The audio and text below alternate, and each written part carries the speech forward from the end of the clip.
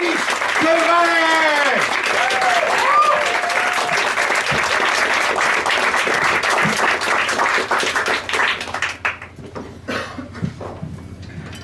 Good evening, ladies and gentlemen.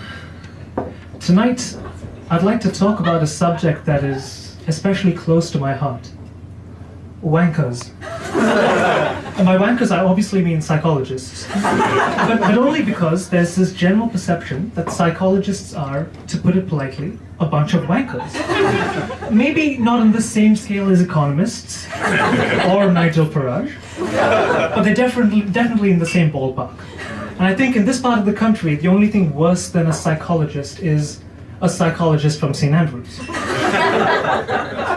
But that's why tonight I'd like to use the time remaining to make a case for the fact that all your ill-conceived notions about who we psychologists are and the work that we do are all incredibly accurate. One of the tools we psychologists love to use in a lot of our studies is something called a Likert scale, which, agreed, sounds like an epic name for an oral sex toy, but it's actually something we use to measure beliefs, opinions, and attitudes. And most, if not all of you, would have come across this in a lot of surveys or questionnaires that you've done. The most recent example I can think of is at Singapore Airport. So if you enter a toilet in Changi Airport, you're confronted with a touchscreen, and you're asked to rate the cleanliness of the toilet on a scale of 1 to 5, 1 being filthy, 5 being pristine. Now personally, if I wanted to enhance the user experience, I think I'd have 5 holes in each urinal. That way you could pee your response. You know? So if you thought the toilet was pretty averagely clean, you can focus all your pee and energy into the 3rd hole. But maybe that's just my penis talking. Anyway, so I recently took part in an online psychology study, and I want to walk you through it because I think it'll help us serve to explain the role that Likert scales play in present-day psychology studies. So after first inputting my demographics, name, age, and gender, we got right into the study. So in section 1, I was asked to rate the following words based on how well they described me. And I had to do this on a 7-point scale. So 1 being not at all like me, 4 being somewhat like me, and 7 being very much so like me. And I had to rate words like dominant, passive, cruel, miserable. Yeah, all fun words.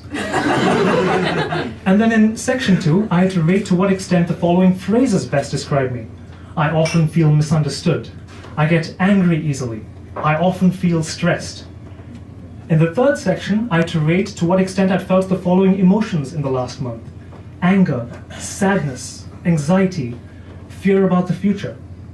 And so at this stage, 3 sections into the study, I was trying to second guess what the study was about. So I was thinking, okay, maybe it's about low mood, potentially depression, but definitely something linking emotions with our day-to-day life.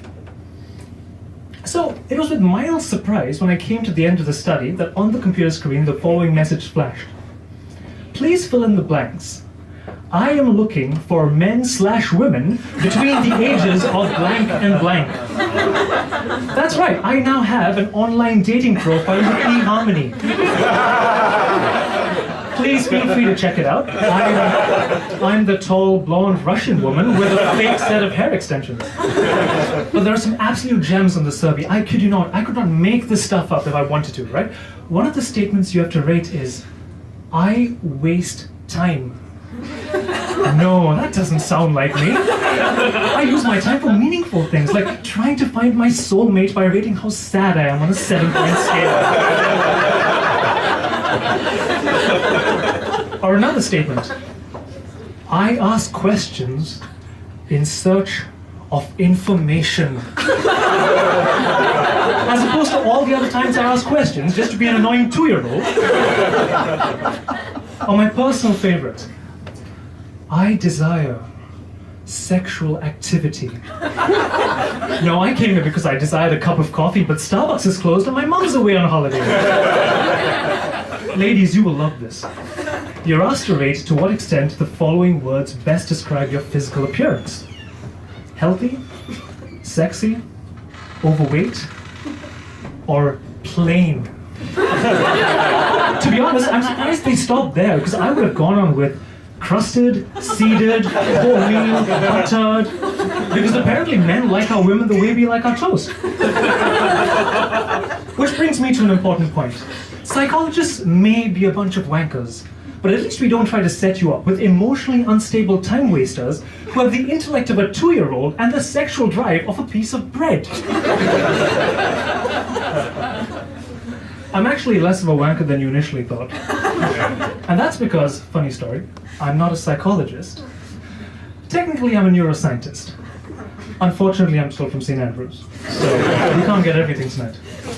But one of the virtues of being a neuroscientist is that sometimes I get to work with animals, and obviously you can't give animals scales or surveys to fill in, which means it's really important to design your study in such a way that you can get the information you want without having the animals to give you written or verbal responses.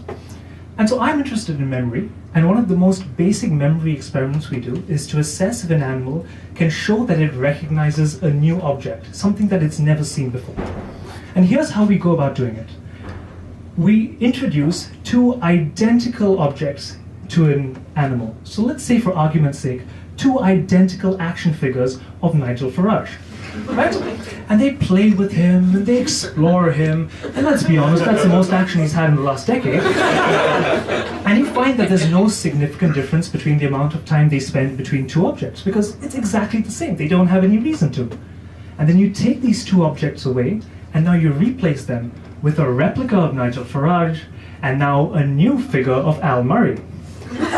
And you find they go straight to Al Murray, and they spend way more time with him. Not necessarily because my animals are politically astute residents of South Thanet, but because they now recognize that Al is the new figure in their environment that they haven't seen before.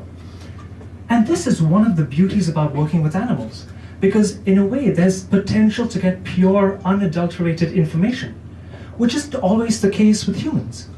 Why? Because we lie. We lie all the time. We lie to protect, we lie to deceive, we lie to comfort. And the Likert scale is one of the best enablers of this deceit, because it allows you to rate statements not based on who you actually are, but based on how you want to be perceived to be. So take, for example, the statement, "I desire sexual activity." You're creating an online dating profile, which means you probably haven't had a date for a while, which means you probably haven't hit the jackpot for a while, which means the lower half of your body is screaming for you to rate the statement a 7 out of 7. But you're going to give it a 5. You know why? Because you don't want to come across as being shallow. You want to be the guy that's also about the cuddles and the communication.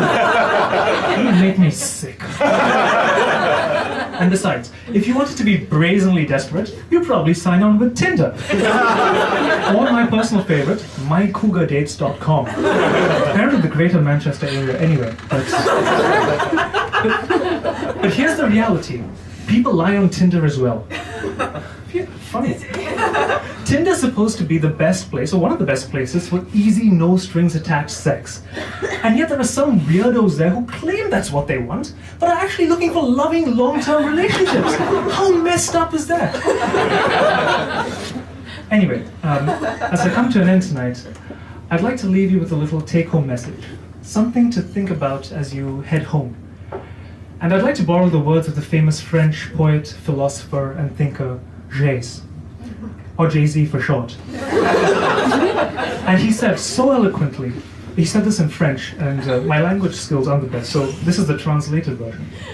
Here goes. If you're having girl problems, I feel bad for you, son. You should have dated a neuroscientist, because psychologists are continuously getting you to rate stuff. Ladies and gentlemen, thank you very much.